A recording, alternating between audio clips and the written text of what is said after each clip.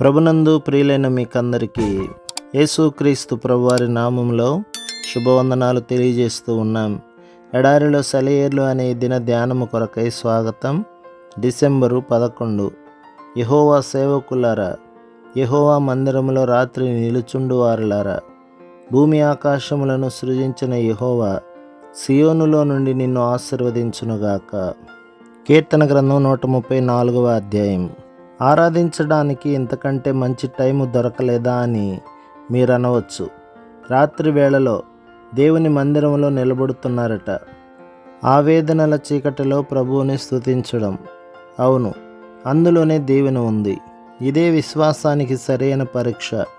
నా పట్ల నా స్నేహితుడి ప్రేమ ఎలాంటిదని చూడాలంటే నా కష్టకాలమే తగిన సమయం. దేవుని ప్రేమ విషయం కూడా ఇంతే.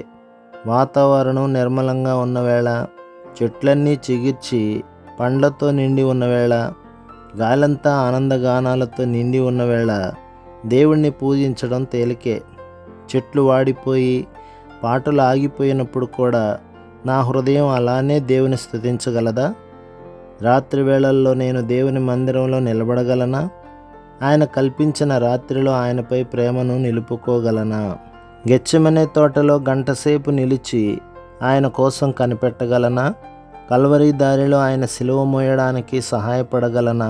మరియా, యోహానుల్లాగా ఆయన అంతిమ క్షణాల్లో ఆయన చెంత నిలబడగలనా?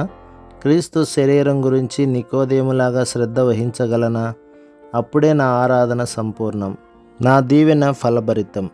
ఆయన అనుమానాలు పొందుతుండగా ఆయనపై నా ప్రేమ నిలిచి ఉంది. ఆయన నికృష్ట స్థితిలో ఉండగా నా విశ్వాసం ఆయనపై కేంద్రీకృతమైంది. ఆయన మారువేషంలో ఉండగా నా హృదయం ఆయన రాజరికాన్ని గుర్తించింది. చివరికి నాకు తెలిసింది, నాకు కావలసింది బహుమతి కాదు, బహుమతినిచ్చే దాత. రాత్రిలో ఆయన మందిరంలో నిలుచున్నానంటే ఆయనను నేను స్వీకరించానన్నమాట. శాంతి సమాధానాలు కాదు, దేవుడే నా గమ్యం. దీవెనలు కాదు, వాటినిచ్చే దేవుడే.